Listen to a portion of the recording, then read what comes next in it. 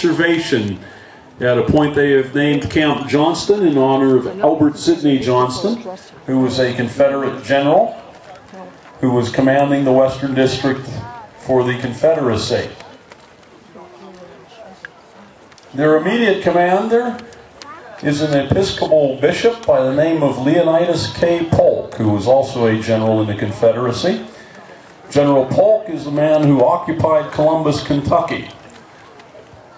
So use your imagination.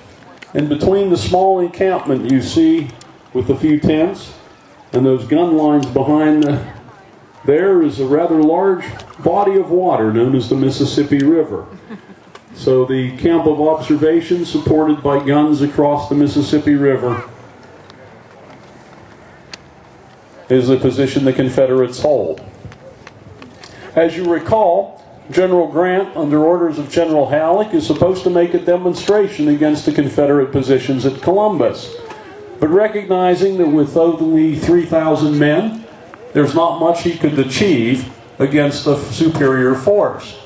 But the Confederates have moved 1 battalion of infantry and a company of cavalry and a section of guns across the river, and Grant sees an opportunity to attack. So, boarding steamships at Cairo, he has moved Taylor's battery of the Chicago Light Artillery, accompanied by 3 regiments of Federal infantry and 2 companies of Federal cavalry across the Mississippi River to engage Camp Johnson. Grant has deployed his army in a rather neoclassical formation. Again, the armies are going to be fighting in a style of Napoleonic tactics. You'll see the men standing shoulder to shoulder by and large to render as much firepower on a given point as possible.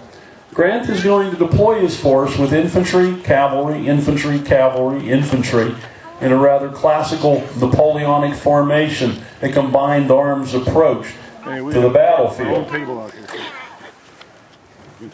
A lot of the officers didn't understand the comprehension, the change that the rifled musket is going to make on the battlefield.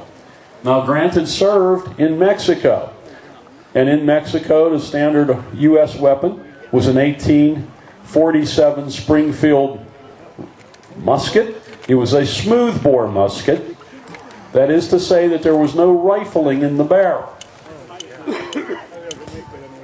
This means that the weapon had a very short range. A Frenchman by the name of Claude Monet developed a method of utilizing a conical-shaped bullet with a hollow base, and this allowed you to take and load a rifle as fast as you could load a smoothbore. Now, the rifling is not a new invention during the Civil War. Rifling has been around for a long time.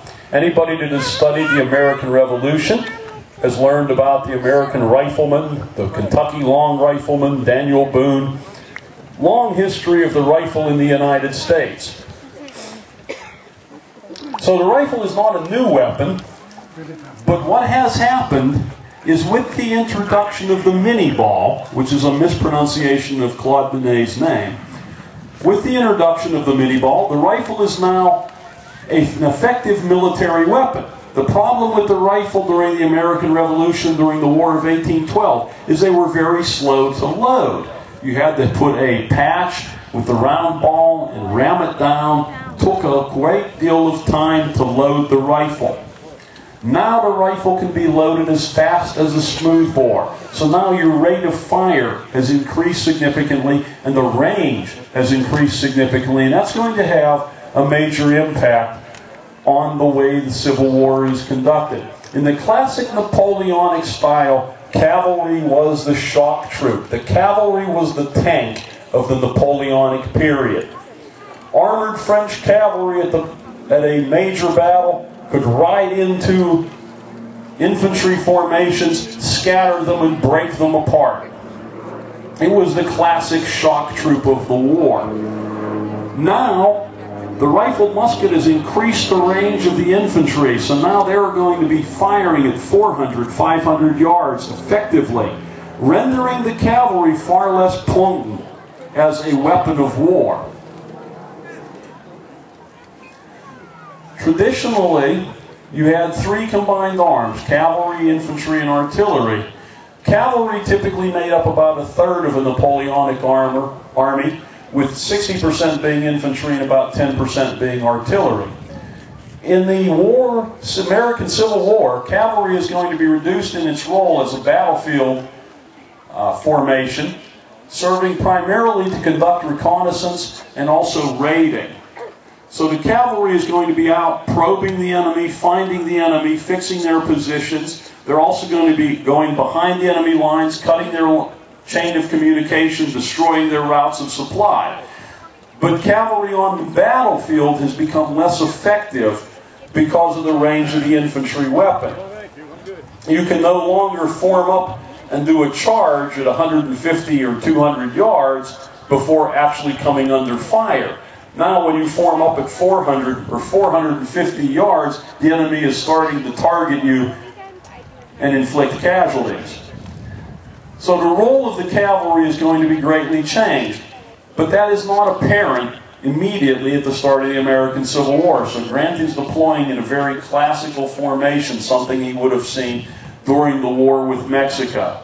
Now Grant had served in the Mexican War as a lieutenant, a graduate of West Point, so he would have been very familiar with the formations and the Napoleonic style of that period. Now,